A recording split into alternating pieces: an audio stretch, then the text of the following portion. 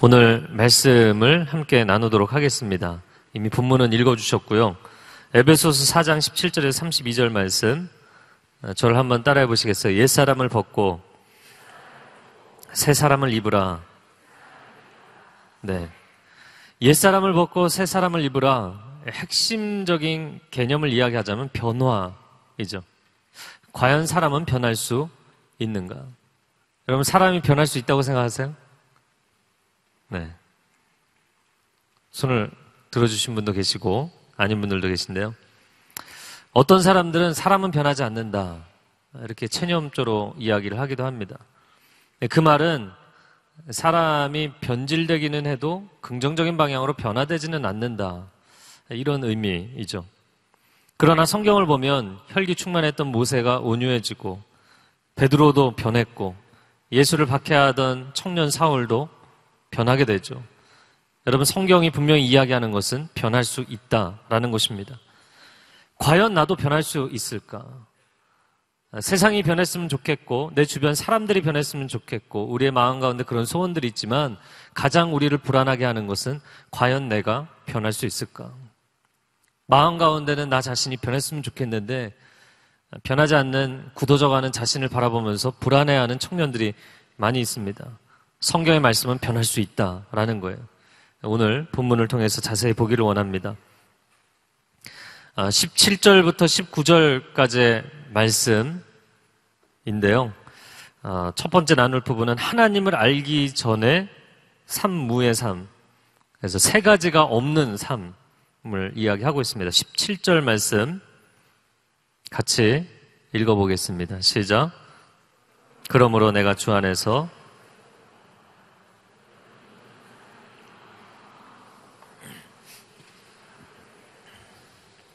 네, 마음에 허망한 것, 허망하다 동그라미 치시고요. 첫 번째입니다. 17절에 마음에 허망한 것은 무의미입니다. 무의미라고 앞에 17절 앞에 쓰세요. 18절에 그들은 지각이 어두워져는 무지입니다. 18절 앞에 무지라고 쓰시고요. 19절에 그들은 감각 없는 사람들이 되어 감각이 없다. 무감각입니다. 19절 앞에 무감각이라고 쓰시고요. 무의미, 무지, 무감각한 세 가지가 없는 삶을 살았던 것에 대해서 이야기를 합니다. 첫 번째는 마음에 허망한 것으로 산다. 여러분, 마음에 허망한 것으로 산다는 것이 무엇인가요? 마음이 헛헛하고 허무하게 느껴지는 경험을 해보신 적 있으시죠? 이건 사람이라면 누구나 있는 경험입니다. 그런데도 그 헛된 것을 마음에 품고 붙잡고 사는 것을 이야기하는 것입니다. 여러분, 헛된 것을 품고 살지 마십시오. 헛된 것을 쫓아가며 살지 마십시오. 그러나 사실 우리의 인생살이를 보면 아지랭이를 쫓는 것처럼, 신기루를 쫓는 것처럼 인생을 살 때가 너무나 많아요. 성공과 물질과 쾌락, 다 부질없는 것이고 세월이 흐르면 소멸되는 것이고 무의미해지는 것이라는 것을 알면서도 사람들이 거기에 매달려 살잖아요. 왜? 이 땅에서 이 물질 세계에 사는 동안은 이런 것들처럼 분명해 보이는 것이 없기 때문이죠. 헛된 것을 알면서도 매달려 사는 거예요. 성경이 아닌 다른 걸 인용하고 싶은데요. 고타마 시타르타 붓다도 이런 세상에 대해서, 이 본질이 아닌 사라져버린 세상에 대해서 사람들이 애욕과 집착을 가지고 있기 때문에 이 애욕이라는 건 사랑한다는 거예요. 너무너무 거기 사랑하는 거예요. 그래서 집착하는 거죠. 그 애욕과 집착 때문에 인생이 고해가 된다고 이야기한 것입니다. 신의 계시가 임하지 않고도 인간이 정직하기만 하면 알 수 있는 것, 세상은 허무하다는 거예요. 그 세상이 우리가 붙잡는 것, 세상이 자랑하는 것, 이거 허망한 것이라는 건 누구나 알 수 있어요. 이런 허무한 것에 집착해서 그것을 내려놓지 못하는 삶 또한 당연히 허무해지는 것이죠. 그래서 인생 무상이 되는 것입니다.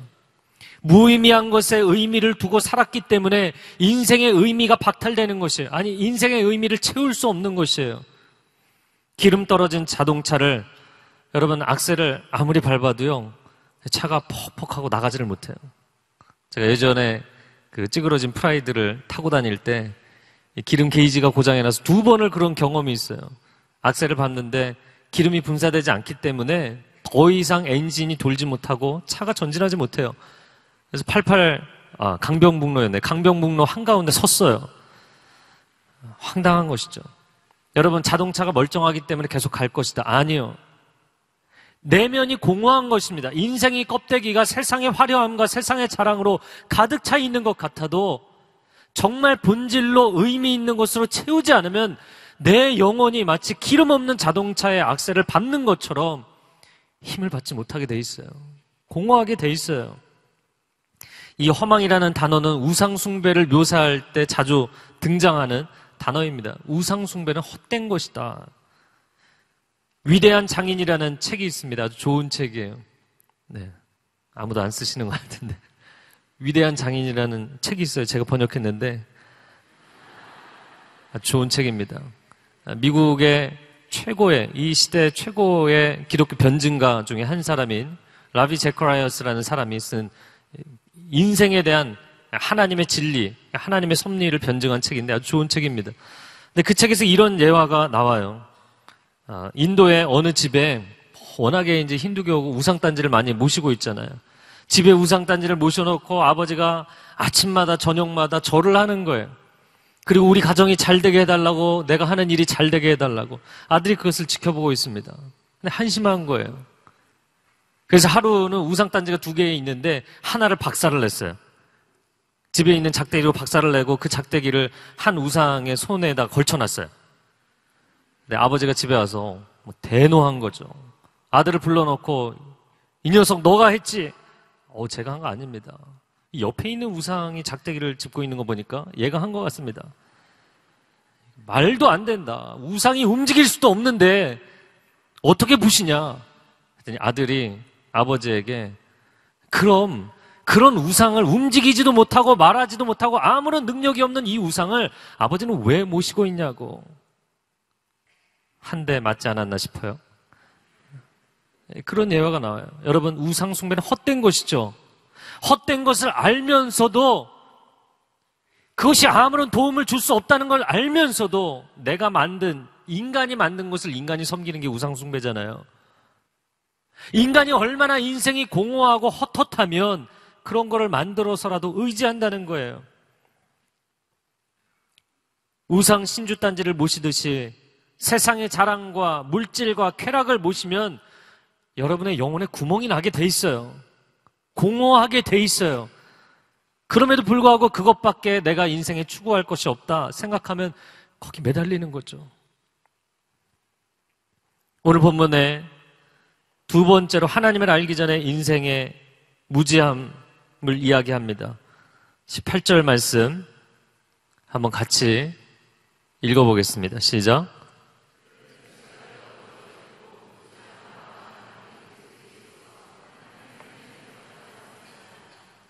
네, 그들은 지각이 어두워져 밑줄을 그으시고요. 무지함과 완악, 무지 완악의 동그라미 치시고요. 하나님의 생명에서 떠나 있었다 밑줄을 그으세요. 지각이 어두워져서 무지하고 완악해졌다. 무지용맹이 아니라 무지완악입니다. 지각이 어두워져서, 이 표현은 어둠 속에서 아무것도 보이지 않기 때문에 사람이 뭐가 뭔지 모르는 것처럼 이 지각이 어두워져서, 하나님을 알지 못할 때는 지각이 어두워져서 무엇이 선이고 무엇이 악인지를 모른다는 거예요. 이런 상태를 하나님의 생명에서 떠나 있는 상태다 이야기합니다. 생명이 없는 이성인 거죠.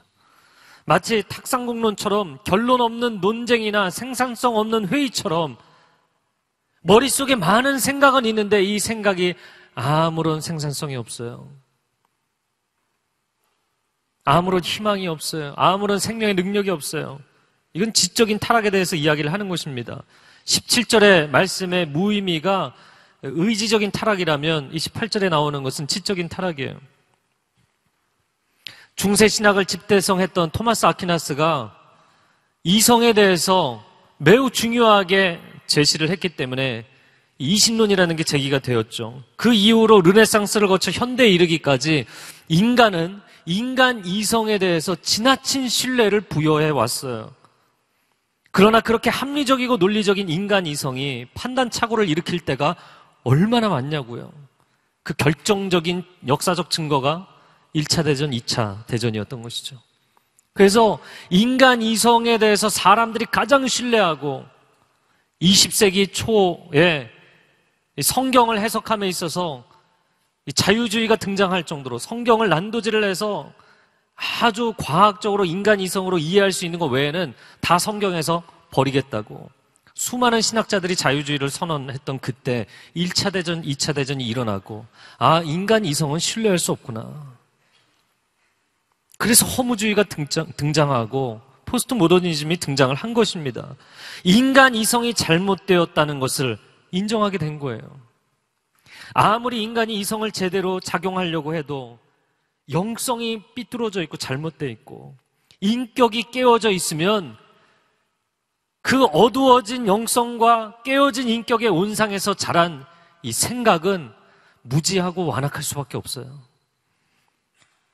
그러니 내가 아무리 많이 배우고 내가 지적인 사람이라고 생각이 되어도 어느 날 내 자신이 생각하는 걸 들여다보면 너무나 어리석은 생각을 하고 너무나 악한 생각을 하고 있는 거예요. 그런 자기 자신을 발견하면서 스스로 소스라치게 놀라는 것이죠. 그런데도 그런 생각이 잘못된 줄을 모르면 나중에는 어떻게 되느냐? 완악해진다라는 것이에요. 그 생각을 하는 방향이 고착이 되는 것입니다. 바로의 마음처럼 완악해지는 거예요. 하나님께서 이스라엘 백성들을 내보내라고 말씀하시는데 바로가 고집을 피죠. 10가지 재앙으로 이집트가 완전히 망가지고 바로의 장자로부터 이집트의 모든 장자들이 다 죽어나가기까지 고집을 펴요. 마음이 완악해졌기 때문에. 이 완악이라는 표현이 헬라어 원전에도 hardened heart, 마음이 딱딱하게 굳어진 거예요. 바로의 마음이 강팍해졌다. 바로의 마음이 굳어진 거예요. 굳어진 찰흙처럼. 이 모양이 아니라는 것을 알면서도 그 굳어진 찰흙을 바꿀 수 없는 것처럼 잘못된 생각이 굳어져서 악해진 것이죠. 그렇게 완악해져서 자기 무덤을 팠으니 생명이 없는 생각에 묶여서 사는 것입니다. 생명이 없는 사고에 묶여서 살고 있는 사람들 있으실 겁니다. 제가 그런 대표주자였기 때문에 너무나 잘 알아요. 자, 세 번째 19절 하나님 없을 때의 인생 19절 말씀을 같이 읽어주세요. 시작.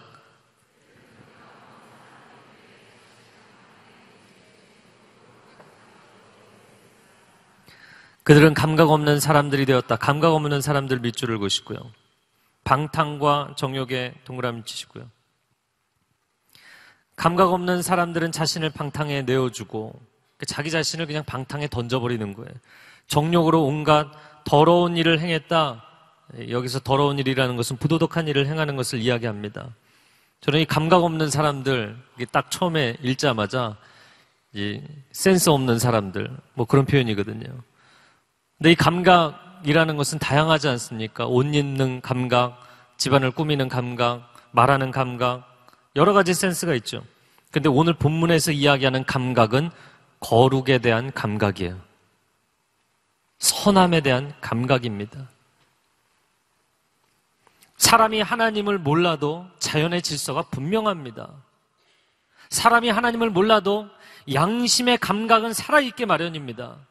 그런데 마치 최근에 나왔던 영화 통증의 주인공처럼 통증을 전혀 느끼지 못하는, 마음에 양심이 있으면 잘못된 길로 가면 통증을 느끼게 돼 있어요.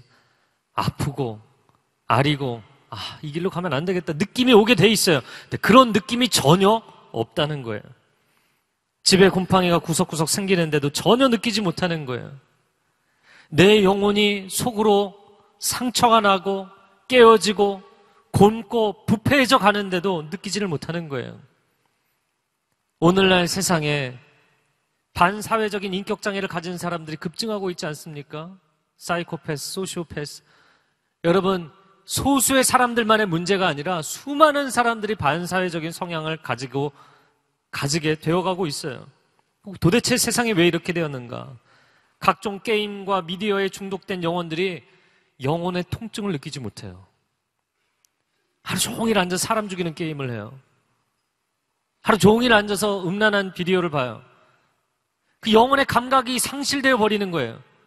사람을 죽여도 감각이 없어요. 사람이 죽어나가도 감각이 없어요. 사람들이 고통하는데 감각이 없어요. 여러분, 알코올 중독이든 니코틴 중독이든 어떠한 종류의 중독도 결국에는 이 사람의 마음의 감각을 마비시키는 것입니다. 그래서 무엇이 옳고 그른지에 대해서 감각이 마비되어서 자유해지고 싶은 거예요. 여러분, 옳고 그름의 기준 자체를 무너뜨리면 무법한 세상입니다. 무법지대가 되는 것입니다. 마치 법이 없이도 살 수 있는 것처럼 여러분, 술 마시고 사람들이 큰 소리치고 막 자기가 평소에 하지 않는 행동을 하는 이유가 무엇입니까? 평소에 자신의 삶의 그 케이지 안에 갇혀있기 때문이죠. 여러분, 여러분을 진정으로 자유케 하시는 분은 성령님이신 줄로 믿습니다. 타락과 방탕에 빠져서 진정한 자유가 아닌 거짓된 자유를 찾는 것이죠. 의지의 타락과 지성의 타락과 이 사람의 감정의 타락, 이 지정의가 다 망가진 전적인 타락입니다. 그런데 오늘 본문의 20절부터 반전이죠. 우리는 그렇게 배우지 않았다. 20절 말씀, 21절 제가 두 절을 읽어드리겠습니다. 그러나 여러분은 그리스도를 그렇게 배우지 않았습니다. 그리스도를 그렇게 배우지 않았다. 밑줄을 그으시고요. 참으로 여러분은 진리가 예수 안에 있는 것 같이 그분에게서 듣고 또한 그분 안에서 가르침을 받았습니다. 진리에 동그라미 치세요. 저를 한번 따라해보세요. 우리는 그렇게 배우지 않았다. 여러분, 누가 잘못했을 때 여러분이 나이가 들어서도 이런 얘기를 듣는다면 상당히 기분이 나쁠 텐데, 학창시절이나 아주 어린 시절에 너 어디서 그렇게 배웠냐? 이런 질문을 들으면 상당히 불쾌한 질문이죠. 굉장히 수치스러운 질문입니다. 만약에 부모님이 자녀에게 자녀가 큰 잘못을 해서 세워놓고 훈육을 하면서 너 어디서 그렇게 배웠냐? 내가 널 그렇게 가르치지 않았다. 라고 말한다면 이건 굉장히 심각한 상황인 것이죠. 그러면 우리는 그렇게 배우지 않고 어떻게 배웠는가? 21절에 한 단어로 이야기하는데 진리를 배웠습니다. 진리 안에서 살도록, 진리 안에서 생각하고 느끼고 인생을 계획하도록 우리는 배운 것이에요. 우리는 진리의 모범이 되시는 예수 그리스도에게서 배웠습니다. 요한복음 8장 32절 말씀에 진리를 알지니 진리가 너희를 자유케 하리라. 아멘. 여러분, 무의미한 것에 매달려 살고 무지함과 무감각에 빠져서 살면 자유해지는 것이 아니라 진리 안에 살면 자유해지는 줄로 믿습니다. 진리가 너희를 자유케 하리라. 진리가 너희를 자유케 하리라. 여러분, 진리는 결코 무의미하지 않습니다. 진리를 선택하면 삶의 의미와 가치를 발견하게 돼 있어요. 진리는 무지하지 않습니다. 진리에 순종할 때 진정한 지혜와 지식이 그 사람의 인생에 임하게 돼 있어요. 진리는 무감각하지 않습니다. 에베소서 6장을 보면 진리의 허리띠를 띠고 하나님의 전신갑주를 입으면 마비되었던 영혼의 감각이 되살아난다 말씀합니다. 자, 그러면 사람이 진리 안에서 어떻게 변화될 수 있는 것인가? 디모데후서 3장 16절과 17절 말씀, 여러분 성경이 있으신 분은 성경도 펴보셨으면 좋겠어요. 일단 자막에 나오는 개역 개정 성경을 한번 읽어보겠습니다. 시작. 모든 성경은 하나님의 감동으로 된 것으로 교훈과 책망과 바르게 함과 의로 교육하기에 유익하니 이는 하나님의 사람으로 온전하게 하며. 여러분, 성경 굉장히 중요한 구절입니다. 밑줄을 그으세요. 디모데후서 3장 16, 17절. 하나님의 사람으로 온전케 하는 것은 이 말씀이라는 거예요. 성경은 그냥 글자가 아니라 하나님의 감동으로 된 것이기 때문에 여러분이 그 말씀을 읽다가 하나님의 감동하심이 여러분 안에 임하면 세상의 충동을 따라가지 않고 감동을 따라가는 인생이 될 줄로 믿습니다. 결국에는 이 충동과 감동을 어떻게 분별하느냐의 문제입니다. 어제 멘토 모임을 하면서 멘토 리더십 모임을 할 때 한 멘토님 그런 얘기를 하시더라고요. 그룹 안에 순환에 들어가 보니까 청년들이 의외로 성경을 너무나 잘 모른다. 교회를 많이 다녔는데 성경을 너무나 모른다. 설교의 홍수시대, 성경 공부 홍수시대에 살고 있는데 도대체 왜 그럴까? 제가 어제 그런 얘기를 나눴어요. 이 젊은이들이 영상세대에 살다 보니까 묵상이 너무나 많이 사라졌어요. 삶의 철학이라는 것이 너무나 많이 사라졌어요. 그냥 즉각적인 이 오감의 의지에서 인생을 살다 보니까 내면 세계가 부재한 인생을 사는 것이죠. 오늘 담임 목사님은 주일 설교 가운데 그렇게 말씀하시더라고요. 사색은 없고 검색만 남아있는 세상이다. 뭐 궁금하면 고민할 필요 없고 묵상할 필요 없고 사색할 필요 없고 검색창에 검색만 하면 되는 거예요. 사색은 없고 검색만 남아있는 세상. 내면 세계가 없는 시대. 여러분, 성경 안에서 생각하고 성경 안에서 느끼고 성경 안에서 여러분의 인생을 플랜할 수 있는 그런 삶이 되시길 바랍니다. 전혀 새로운 인생이 되게 돼 있어요. 한 번의 성령의 불을 받아서 인생이 변하는 것도 가능합니다. 그리고 필요합니다. 인생의 중요한 터닝 포인트가 될 수 있어요. 그러나 정말 내 인생이 지속적으로 변하려면 말씀이 나의 사고의 틀이 되어야 합니다. 말씀이 나의 감정의 깨끗한 그릇이 되어야 합니다. 그리고 이 말씀이 나의 의지의 원동력이 되어야 돼요. 이 선한 의지가 발휘될 수 있는 감동을 주는 근원적인 힘이 말씀에서 나와야만 여러분의 인생이 근본적인 변화를 일으킬 수 있어요. 디모데후서 3장 16절에 모든 성경은 하나님의 감동으로 된 것으로 교훈과 책망과 바르게 함과 의로 교육하기에 유익하다. 여러분, 교훈이 무엇입니까? 무엇이 옳은지를 이야기해 주는 것이고요. 책망이 무엇입니까? 옳지 않은 것에 대해서 지적하는 것이고요. 바르게 함이 세 번째죠. 그 옳지 않은 것을 지적할 뿐만 아니라 고쳐주시는 것이고요. 마지막 네 번째, 의로 교육하는 것은 이제 바른 것 안에서 자라갈 수 있도록 해주시는 거예요. 그래서 성경의 이 말씀은 너무나 놀라운 것이, 야, 너 이제 크리스찬 됐으니까, 세례 받았으니까 새로워져야 되지 않겠니? 변화되어야 하지 않겠니? 이렇게 우리에게 요구만 하는 것이 아니라 우리를 교훈하고 책망하고 바르게 하고 의로 교육하시는, 그래서 하나님의 사람으로 온전하게 만드시는 참된 능력이 이 말씀 안에 있다는 거예요. 할렐루야. 네, 저 혼자 흥분하고 있는데 그렇다는 거예요. 제가 자주 간증하지만 완전히 우울과 자살 충동과 어두움 가운데 살았던 저의 인생이 하나님 말씀 보고 인생이 완전히 바뀌었거든요. 여러분, 진리는 도덕적인 교훈이 아니라 영혼을 근원으로부터 새롭게 하시는 힘이에요. 아주 강력한 힘입니다. 그러면 진리가 우리에게 가르치는 내용이 무엇인가? 22절부터 가르침의 내용을 이야기합니다. 22절 말씀 한번 같이 읽어볼까요? 시작.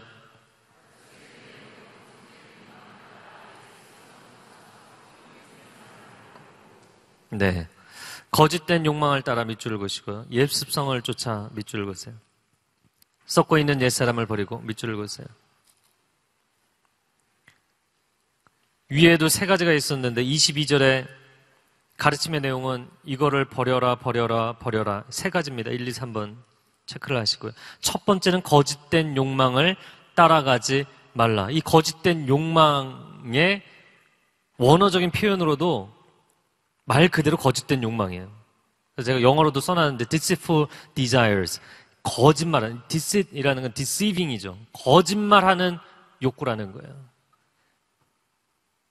굉장히 강력한 욕구가 일어나서 그것을 취하고 나면 내가 원래 생각했던 결과가 나오지 않는 거예요. 이게 거짓된 욕망입니다. 마치 가짜 다이어트 식품처럼 거짓된 욕망이에요. 내가 그 욕구를 취하면, 욕망을 취하면 행복할 것 같았는데 오히려 불행해지는 거예요. 제가 지난주에 나눈 메시지도 마찬가지죠. 로마서 6장 33절 말씀에 죄의 삭은 사망이다. 죄는 처음에 굉장히 달콤하게 유혹합니다. 그래서 이 유혹을 받아들이면 내 인생이 굉장히 달콤해질 것 같아요. 스윗해질 것 같아요. 아니요. 유혹은 덫과 같은 것이죠. 그리고 당신의 생명을 대가로 요구해서 죄의 삭스를 치르게 돼 있는데 사망이다. 이야기하는 것이죠. 덫에 놓인 미끼를 덥석 무는 들짐승처럼 거짓된 욕망을 따라가면 결국에는 죽게 된다는 거예요. 여러분, 진리의 1단계 작용은 거짓에 대한 분별력이에요. 저를 한번 따라해보세요. 거짓에 대한 분별력. 진리가 내 안에 있으면 가장 처음에 작용하는 이 펑션, 기능은 뭐냐면 거짓에 대한 분별이에요. 아, 이건 아니다. 이걸 분별해내는 거예요. 여러분, 음식을 먹을 때도 그렇죠. 음식점에서 내주는 음식은 다 먹으면 되죠? 네, 물론 다 먹어도 돼요. 그러나 가끔은 상한 음식이 나올 때도 있어요. 여러분, 냉장고 안에 있는 음식은 다 먹어도 되나요? 아니요, 가끔은 상한 음식도 있어요. 사람이 딱 보는 순간 건강한 사람은 시각으로, 그리고 후각으로, 그리고 한 입 먹어보고 미각으로 느끼게 돼 있어요. 아이, 그럼 내가 배고픈데 뭐. 아니요. 먹지 말아야 될 것은 딱 1차적으로 분별이 되면 그 다음에 안 먹는 겁니다. 내려놓아야 돼요. 근데 사람들은 그것을 그대로 따라간다는 거예요. 그렇지 않습니다. 첫 번째, 거짓된 욕망을 따라가지 말라. 두 번째, 옛 습성을 쫓아가지 말라. 습관이 굳어져서 고치지 못하는 사람들을 이야기하는 것입니다. 크리스찬이 되었어요. 근데 습관에 여전히 매여 있는 것이에요. 이 옛날 습관이라는 것은 마치 나비 애벌레가 나비가 되기 전에 벗는 허물과 같은 것이에요. 여러분, 나비가 되고 나서 허물을 벗었는데 그 허물 아깝다고 다시 돌아가서 거기서 자고 거기서 쉬고 이런 나비 보셨어요? 없죠. 그런데 그렇게 한다는 거예요. 여러분, 여러분의 옛 습관과 작별을 고하세요. 내가 크리스찬 되기 전에 예수님 인격적으로 만나기 전에 가졌던 습관 접으셔야 됩니다. 새롭게 되고 싶다는 마음만 있고 삶은 여전히 옛날 습관대로 사는 것. 여러분, 그래서 늘 청년들이, 물론 저도 그렇지만 자주 하는 얘기가 그거잖아요. 정말 건강해지고 싶고 날씬해지고 싶고, 그러나 다이어트는 내일부터. 여러분, 인생의 변화는 정말 변하기를 원한다면 오늘 내 인생의 과거의 습관과 결별을 선언해야 돼요. 그러지 않고는 변하지 않아요. 잠언 26장 11절에 아주 강하게 이야기를 합니다. 개가 그 토한 것을 도로 먹는 것 같이 미련한 자는 그 미련한 것을 거듭 행하느니라. 서신서에도 이런 말씀이 나옵니다. 한 번 진리를 알고 다시 세상으로 돌아가면 개가 그 토한 것을 다시 먹는 것과 같고, 동일한 표현을 이야기합니다. 여러분이 죄악의 습관을 고치지 못하면 첫 번째 단계는 분별은 했어요. 그런데 습관을 못 고치는 거예요. 그러면 마치 알코올 중독자가 치유가 되고 나서도 정말 치유가 되기까지 얼마나 고생을 하는지 몰라요. 그런데도 옛날 습관으로 다시 돌아가는 것과 똑같은 것입니다. 저를 한번 따라해보세요. 치유는 평생의 과정입니다. 여러분, 치유는 평생의 과정이에요. 다윗이 애정결핍으로 살았지만 하나님의 은혜 가운데 회복되어서 살았습니다. 그러나 그가 잠시 방심하고 있을 때 범죄하게 되죠. 평생 내가 신분이 하나님의 자녀가 되었을지라도 여러분, 옛날 습관으로 돌아가고자 하는 마음은 끊임없이 일어나게 돼 있어요. 늘 깨어서 살아야 되는 것이죠. 세 번째는 썩고 있는 옛사람을 버리라는 것입니다. 옛사람은 썩은 것입니다. 죽은 것입니다. 이건 내어 버리는 것이에요. 그런데 그 넉마를 다시 주워 입는 사람이 어디 있겠냐고요. 그러면 안 된다. 이 복음에 대해서 아주 좋은 예화가 있습니다. 어느 나라의 왕위를 이어갈 왕자를 낳게 됐어요.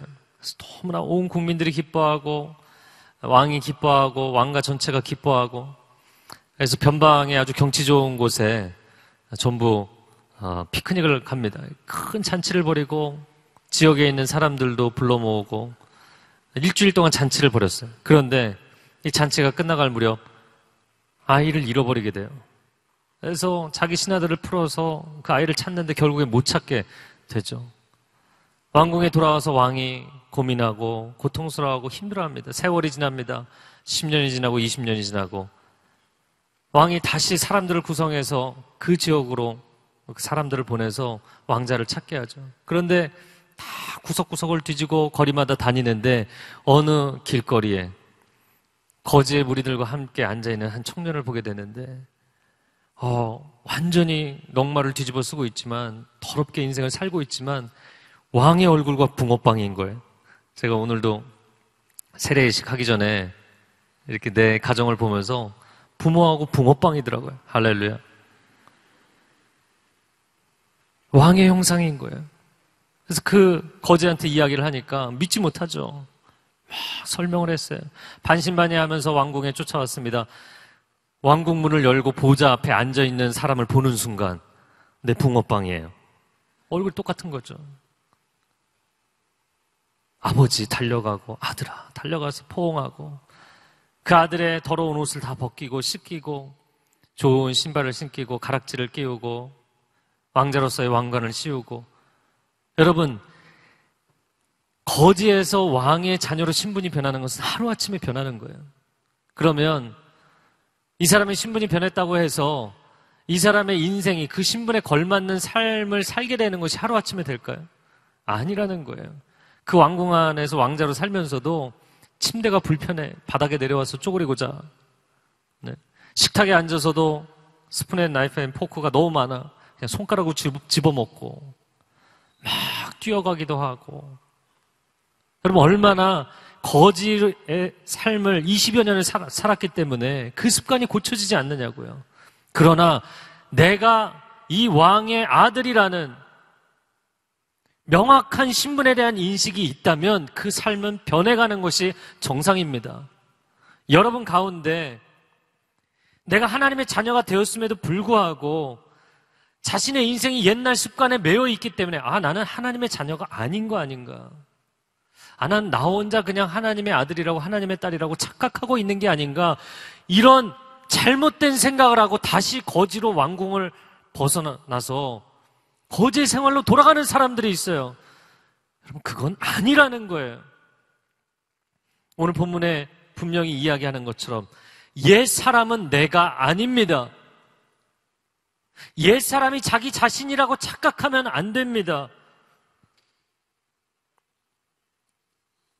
죄악의 쓴뿌리가 자기 자신이라고 착각하는 사람들은 어떻게 생각하냐면 사람이 자기 자신을 부정하면 안 되지. 솔직해야지. 이게 나 자신인데. 마치 그것이 정직한 것인 것처럼 오해를 하고 잘못 생각하는 것이죠. 여러분, 옛 사람은 더러운 옷처럼 벗어버려야 돼요. 제가 이 본문을 묵상하다 옛날 엉뚱한 친구 생각이 하나 났어요. 적합한 얘기인지 모르겠는데요. 제가 중학교 3학년 때 친구들 동창들이 있는데 그 동창 가운데 정말 잘생기고 운동도 잘하고 그런 친구 하나 있었어요.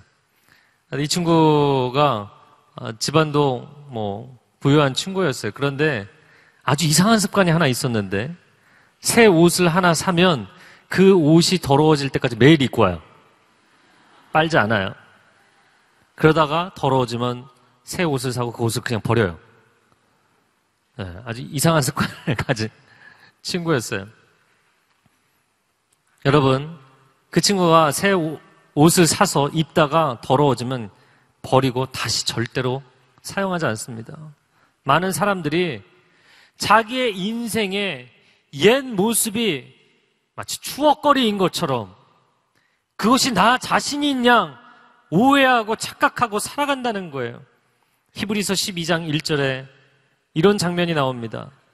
우리에게 구름같이 둘러싼 허다한 증인들이 있으니 모든 무거운 것과 얽매이기 쉬운 죄를 벗어버리고 우리 앞에 당한 경주를 인내로서 경주한다. 여러분, 마라톤 경주를 하는 사람이 마라톤이 아닐지라도 100m 경주를 하는 사람일지라도 코트를 껴입고 여러분 이삿짐을 이고 지고 이러고 뛰는 사람이 있겠어요? 네, 여러분 너무 황당해서 웃지도 않으시는데 이건 말이 안 되는 거죠. 그런데 사람들이 인생을 그렇게 산다는 거예요. 그런 것은 다 벗어버리게 되어 있다. 여러분, 우리의 인생은, 크리스찬으로 인생을 살아가는 것은 마라톤 경주와 같다는 거예요. 그 마라톤 경주로 믿음의 인생을 살아가려면 옛 사람을 벗어버리셔야 돼요. 이 무거운 것을 벗어버리지 않고는 여러분 그 경주를 완주할 수 없다는 것입니다. 그러면 크리스찬으로서 어떻게 살아야 될 것인가? 23절과 24절, 23절과 24절 같이 읽겠습니다. 시작.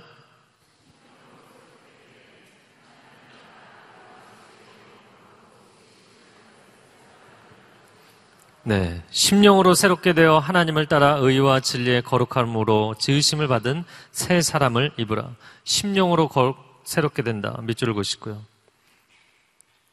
하나님을 따라 새 사람을 입으라. 밑줄을 그으세요.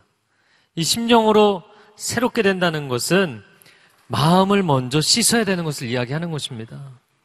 어린 자녀들이 밖에서 막 뛰어놀다가 들어오면 먼지에, 흙먼지에 그 땀에 엉망이죠. 그럼 식탁에 앉기 전에 먼저 씻어야 돼요. 집에서 활동하는 옷으로 갈아입기 전에 먼저 씻어야 돼요. 그렇게 씻음을 받지 않고 새로워질 수 없다는 거예요. 새 사람을 입을 수 없다는 거예요. 여러분의 마음이 예수 그리스도의 보혈로 정결케 되기를 축복합니다. 그리고 나서 새 사람을 입는다. 근데 이 새 사람을 뭐라고 표현했냐면 하나님을 따라 새 사람을 입는다. 즉 하나님의 형상을 이야기하는 것입니다. 우리는 본래 하나님의 형상대로 지음받은 존재입니다. 그러나 죄악으로 완전히 엉망이 되었어요. 그런데 그 엉망이 된 우리의 내면의 하나님의 형상을 다시 회복시켜 주신다는 것이죠. 마치 이런 상상을 해봤어요. 위아래로 흰색 셔츠에 흰색 바지를 입고 흰색 신발을 신고 가다가 사단이 끌고 가는 분뇨차, 진흙탕과 이 오물이 완전히 다 덮여버린 거예요. 아무리 빨래를 해도 이게 깨끗하게 되지 않는 거예요. 그러다 보니까 어느새 얼룩진 모양 그대로가 마치 나의 본 모습인 것처럼 사람들이 착각하고 살아간다는 것이죠. 원래 화 나면 성질 내는 것이고 사람의 마음 가운데 욕구가 생기면 그게 폭력이든 음란이든 원래 인간이 그런 것이라고 마치 그것이 자연스러운 것인 것처럼 그것이 내 영혼의 오리지널인 것처럼 속아서 살아가는 거예요. 그렇지 않다는 것입니다. 예수 그리스도의 보혈로 우리를 씻어주실 때 이전에 더러운 모든 오점들을 다 깨끗하게 씻으셔서 완전하게 해주신다는 것입니다. 새 사람을 완전히 새 옷을 입는 것처럼 그렇게 우리를 새롭게 해주신다는 것입니다. 이사야 1장 18절 하반절 말씀 한번 같이 읽어보겠습니다. 시작. 너희의 죄가 주홍 같을지라도 눈과 같이 이어질 것이요 진홍같이 붉을지라도 양털같이 희게 되리라. 아멘. 네. 그러면 그렇게 새 사람을 입은 사람의 인생은 어떻게 변화되는가? 지금부터 7가지가 나옵니다. 할렐루야. 25절부터 간단하게 보겠는데요. 25절에 그러므로 여러분은 거짓을 버리고 각자 자기 이웃과 더불어 진실을 말하십시오. 저를 한번 따라해 보세요. 거짓말하지 말자. 네, 첫 번째는 거짓말하지 말라는 거예요. 거기도 1년 번호를 쓰시면 되겠는데요.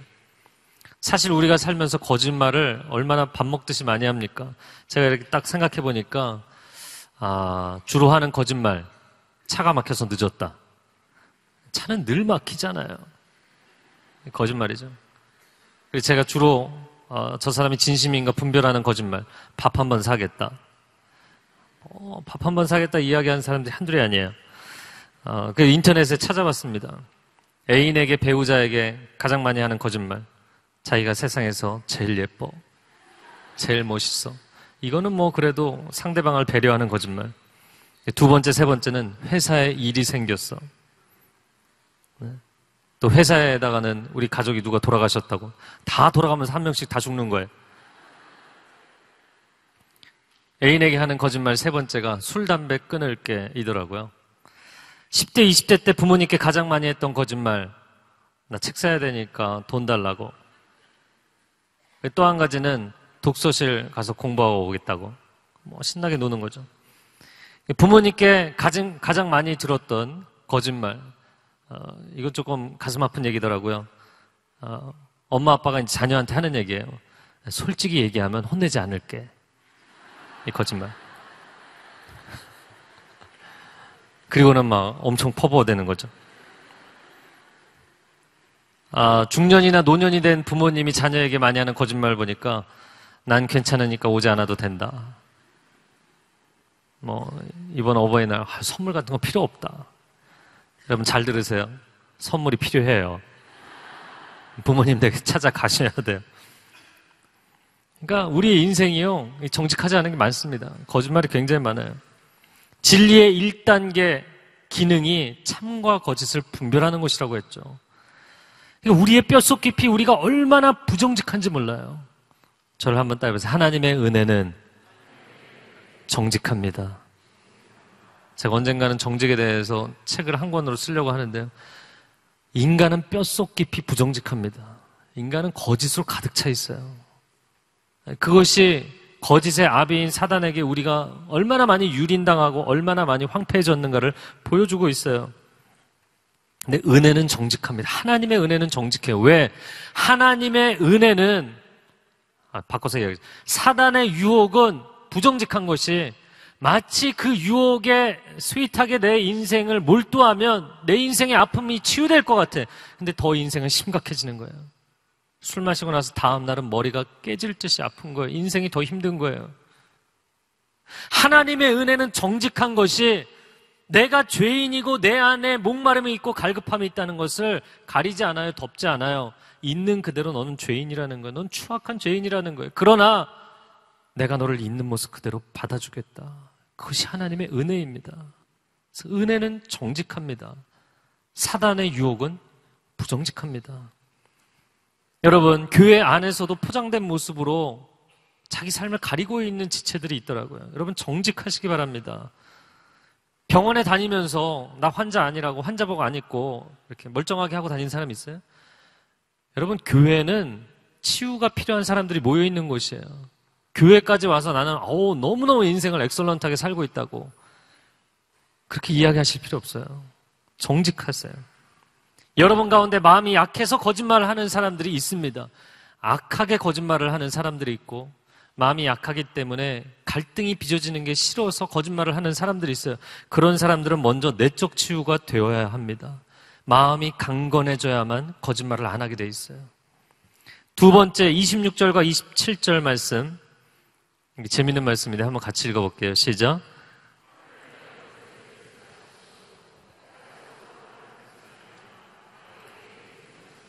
네, 화를 내어도 죄를 짓지 마십시오. 화를 품지 말며 밑줄 그으세요. 화를 내지 말라는 것이 아니라 화를 품지 말라는 것입니다. 분노의 감정은 일어날 수 있어요. 그러나 품지 말라는 거예요. 루터의 말처럼 새가 머리 위로 날아가는 것을 막을 수는 없지만 머리에 둥지를 트는 것은 막을 수 있지 않냐. 분노의 감정, 거짓된 생각, 음란한 생각 순간 일어날 수 있습니다. 그러나 그것을 품으면 그때는 당신에게 죄가 되는 것이에요. 형제들은 충동을 참지 못하고 분노 폭발하는 것, 이 습관을 고치셔야 돼요. 근데 자매들은 또 다른 습관이 있더라고요. 그건 뭐냐면 형제들은 한마디를 하면 한마디, 한 가지 의미가 있다고 생각이 하는데 자매들은 한마디 말에 10가지 의미가 있다고 생각을 한다고 했죠. 그리고 사람이 한 부정적인 얘기에 대해서 그래서 그랬던 거야? 그래서 이런 말을 했던 거야? 진리가 아닌 것을 너무 오랫동안 묵상하는 습관이 있어요. 그리고는 분노하는 거죠. 이 나쁜 것, 이 나쁜 계집애. 그리고서는 원수를 맺고 담을 쌓고 막 며칠씩 분노하는 거예요. 여러분 오늘 본문에 뭐라고 말씀합니까? 해가 지도록 분을 품지 말라. 그 당장에 내려놓으라는 거예요. 그러지 않으면 마귀가 틈을 탄다. 인간이 가장 죄악에 잘 무너지는 포인트, 분노입니다. 분노를 내려놓으셔야 돼요. 28절의 세 번째입니다. 도둑질하는 사람, 저를 따라해보세요. 도둑질하지 말자. 도둑질하지 마세요. 그러면 나는 도둑질 당연히 안 한다 이야기할 것입니다. 그러나 사람은 누구나 도둑질에 대한 아주 강력한 욕구를 가지고 있어요. 그런 책이 있었죠. 우리가 평생 배울 것을 유치원에서 다 배웠다. 유치원에 있는 아이들 보면 자기 장난감이 있는데도 남의 장난감이 탐이 나서 그걸 뺏으려고 쟁탈전을 하고 싸우고 울고 난리가 납니다. 인간 안에 이 욕구가 기본적으로 깔려 있어요. 그래서 십계명에도 말씀하죠. 출애굽기 20장 17절에 내 이웃의 집을 탐내지 말라. 그 다음부터 같이 읽어볼게요. 시작. 할렐루야. 내 이웃의 집. 시작. 내 이웃의 집을 탐내지 말라. 내 이웃의 아내나 그의 남종이나 그의 여종이나 그의 소나 그의 낙이나 물은 내 이웃의 소유를 탐내지 말라. 탐내나요? 탐내지 않나요? 탐내는 게 굉장히 탐스러운 것처럼 세상의 미디어가 끊임없이 이야기하죠. 그런 미디어를 보지 마세요. 그런 사고에, 그런 감정에 물들지 마세요. 여러분, 내 안에 존귀한 하나님의 형상이 있는 줄로 믿습니다. 다른 사람의 아름다움도 훔쳐보지 마세요. 결국에는 음란의 첫 시작은 도둑질입니다. 근데 도둑질을 하는 이유가 뭐냐면 내 안에 존귀함이, 아름다움이 있다는 걸 스스로 모르기 때문이에요. 여러분, 한 사람 한 사람은 존귀한 하나님의 형상이고 아름다운 하나님의 자녀들인 줄로 믿습니다. 내 안에 없기 때문에 훔치고 싶은 거예요. 내가 얼마나 존귀한 사람인지를 모르기 때문에 다른 것을 훔치면서 인생을 사는 것이에요. 훔쳐보는 것, 훔치는 것 하지 말라는 것입니다. 오히려 당신 자신이 자기 손으로 선한 일을 해서 수고하고 그리고 그 수고한 것을 다른 사람에게 나눠주라고 이야기합니다. 29절 말씀 저를 한번 따라해보세요. 더러운 말은 입 밖에도 내지 않겠습니다. 말은 그 사람의 인격입니다. 말은 그 사람의 내면입니다. 말은 그 사람의 생각이에요. 그래서 여러분이 사람은 괜찮은데 말을 좀 이상하게 한다, 이런 사람은 없어요. 무슨 얘기인지 아시겠어요? 사람 정말 괜찮은 사람인데 말을 좀 이상하게 할 뿐이라고. 아니에요. 말은 그 사람의 내면을 이야기하는 거예요. 제가 손만 잡으면 결혼하라고 이야기를 했더니 결혼하고 나서 근데 이상한 사람이었다고 컴플레인을 하시는 분들이 계세요. 여러분, 오늘 본문에 이야기하는 것입니다. 거짓말을 하고 화를 내고 더러운 말을 하고, 이건 중요한 특징들이에요. 그런 사람하고 손잡지 마세요.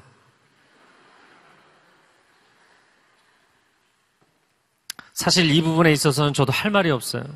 왜냐하면 제가 중3 때 하나님 인격적으로 만나기 전에 한마디, 한 문장을 완성할 때 꼭 욕을 한마디씩 했거든요. 욕을 해야만 문장이 완성이 되는 그런 청소년이었어요. 그리고 친구들 만나면, 친한 친구들 만나면 EDPS를 끊임없이 했어요. EDPS가 뭔지 모르시나요? 음담패설의 줄임말이에요. 사람들이 그러지 않았을 것 같다, 이렇게 감사하게 오해를 해주셔서 감사한데, 친구 집에 가서 한참을 이야기하는데 그 친구 집이 한 80평 되는 아주 큰 집이었어요. 그래서 입구에 그 친구 방이 있고 저 끝에 안방이 있는데 거기까지 거리가 한 50m 달리기 하는 거리 같더라고요. 굉장히.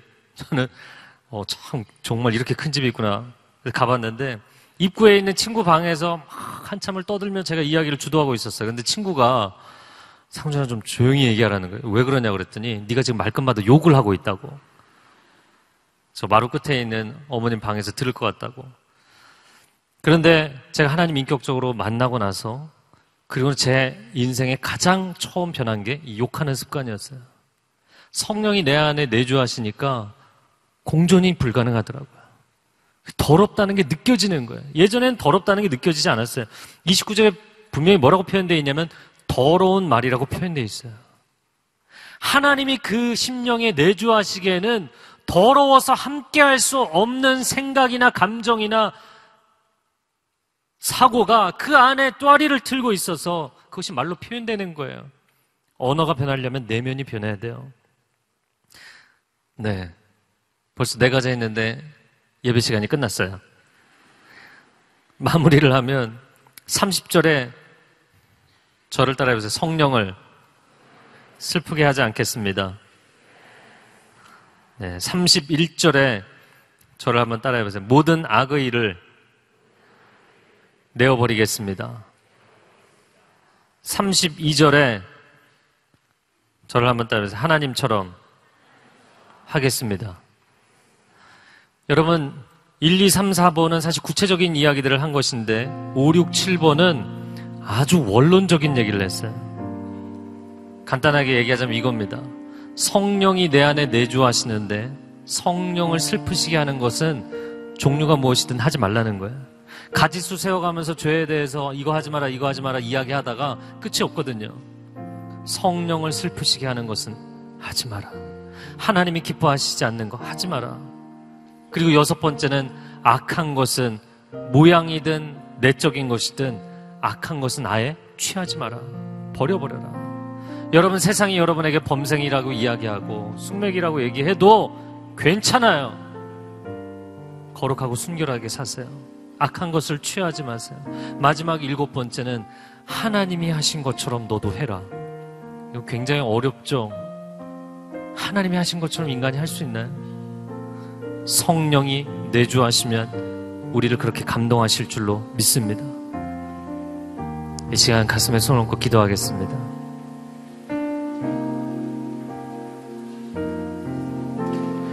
여러 가지를 말씀하셨지만 한 가지 기억할 것은 진리의 그리스도께서 우리에게 보여주신 분이 결코 그렇지 아니하고 성령께서 우리 안에 감동하시면 결코 세상의 충동을 따라가지 않고 하나님이 보여주신 거룩의 본을 따라가면 우리가 악하게 살 수 없다는 거예요. 사랑하는 주님, 이 한 주간을 살아갈 때 말씀이 나의 능력되게 하여 주시옵소서. 성령이 충만하여 세상의 거짓을 분별하며 살게 하여 주시옵소서. 함께 통성으로 기도하겠습니다.